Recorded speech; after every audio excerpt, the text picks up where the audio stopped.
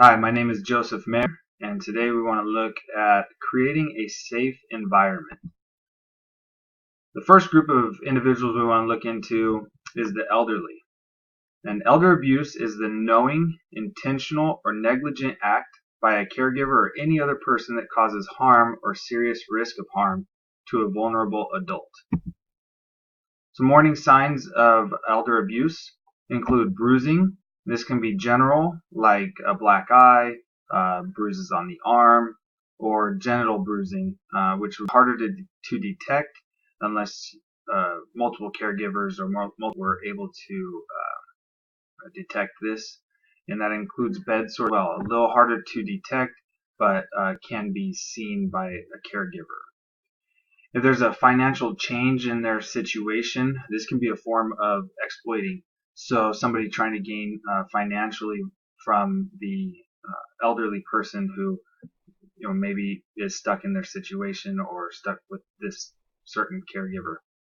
And if the caregiver and the adult have frequent disagreements, this might be a warning sign that there is elder abuse taking place. What are some symptoms? Well, emotionally, the elderly person may have a change in behavior or sleep patterns. They may have fear or anxiety, feeling that they will be a further victim of abuse, and they may become depressed. Physically, they may have bruises, broken bones, and they may live in a poor condition, small room in the back of the house. They don't come outside very often. Maybe there's a lack of running water, lack of resources, maybe food, bed sheets or clothes. Financially, you might be able to detect this if there's a change in their money management. So if they were originally pretty good at taking care of themselves financially, and now all of a sudden they're spending money on other things, it may not be them. It may be a caregiver who's either forcing them to do different things with their money, or they're taking their money from them. And if the individual changes their will, this might be a sign. And again, if they start to have different patterns of spending, this could include unpaid bills. So typically they'd be pretty good at taking care of themselves and paying their bills on time, and now they have some bills that are late. This might be a sign of exploitation. So some common causes: nursing homes that are understaffed. So if there's a lot of elderly people who need attention, and there's not a lot of people to give the attention, this can spill over. Caregiver may have personal issues. They may be overstressed, maybe because of that. Maybe they have drug abuse issues or alcohol abuse. And then they can have psychological problems. And if they have own financial anxieties, maybe they're trying to get money from the elderly people that they're taking care of. So the abuser this may be a pattern for the abuser. They may have learned as a child to solve problems with violence, and so they're projecting that idea onto the people that they take care of. Some community resources include APS, similar to CPS for children. There's a 24-hour hotline.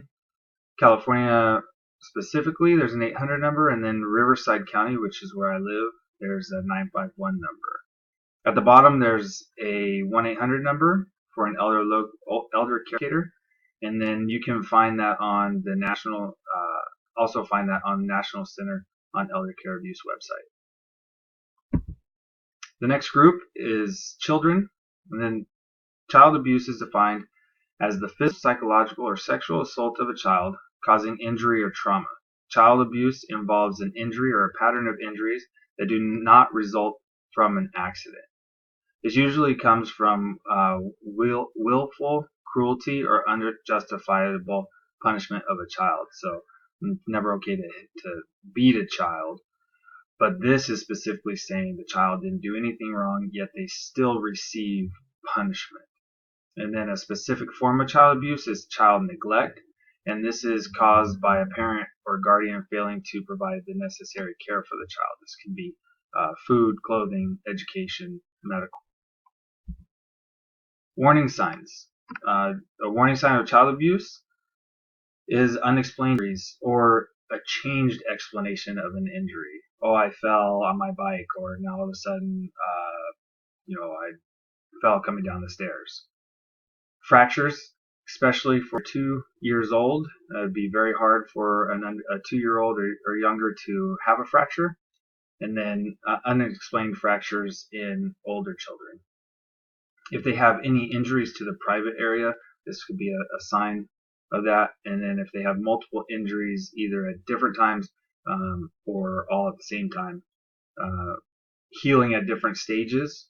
So one bruise is almost gone, another one pops up, or different shapes of injury, bruising, or lacerations, things like that, in the shape of a belt, shape of a hand.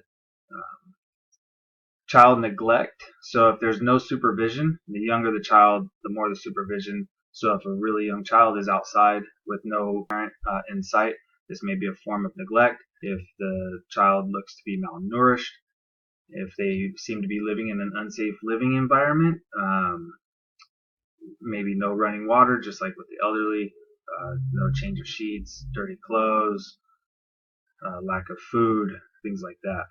And if the child has a chronic illness, take for example asthma, if they don't have any medication for that, this can be a sign of neglect. So what are some symptoms? Well, physical abuse, your symptoms are going to be bruising, can be burns, fractures, or bites. Sexual abuse, the individual, the child, may have an advanced understanding of sexual content. So this may be a warning sign. And the younger they are, the less they should know. But if they know a lot when they're young, this can be a sign. If there's ripped, torn, stained undergarments, this can be a definite factor in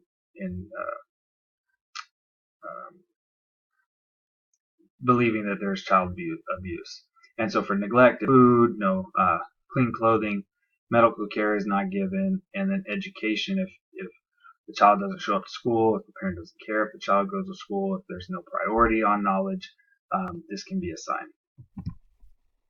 So if there's a history of child abuse in the abuser's past, so the abuser was beaten as a child, then maybe that's causing him or her to beat their child.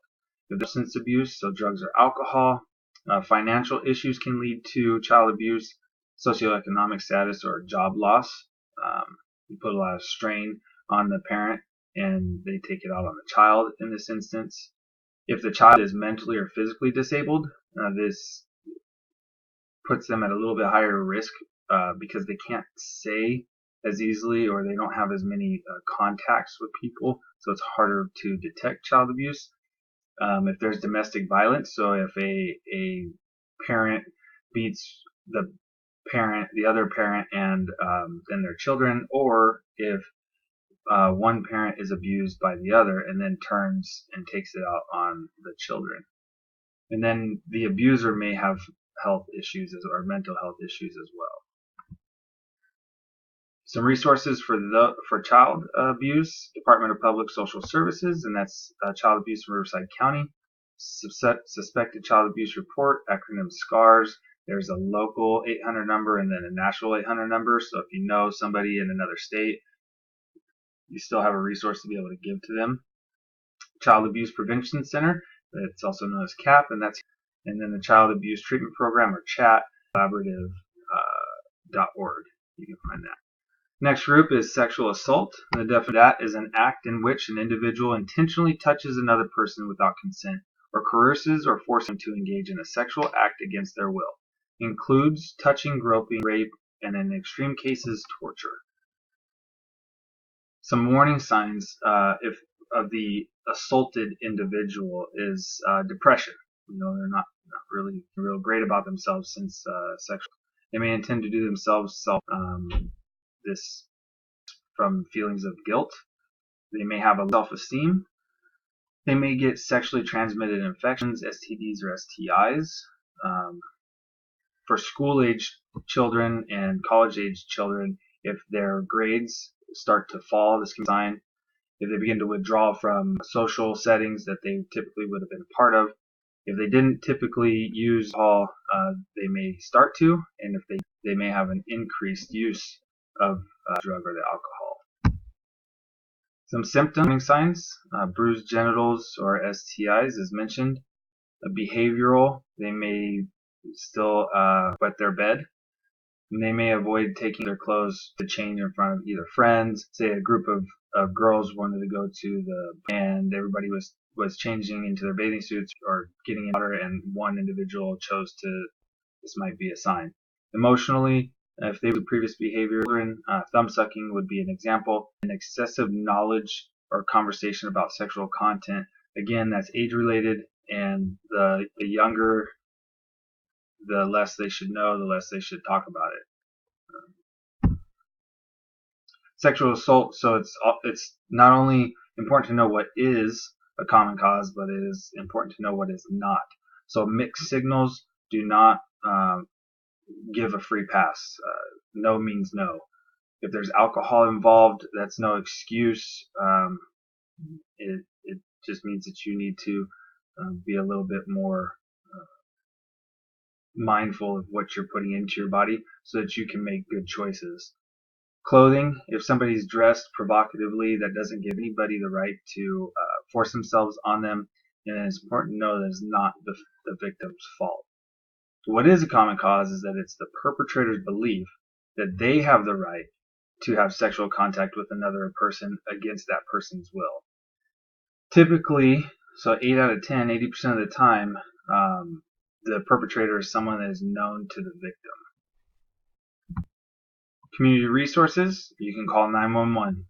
It's the first thing. If you feel comfortable or you feel like you've victim of sexual assault, call 911.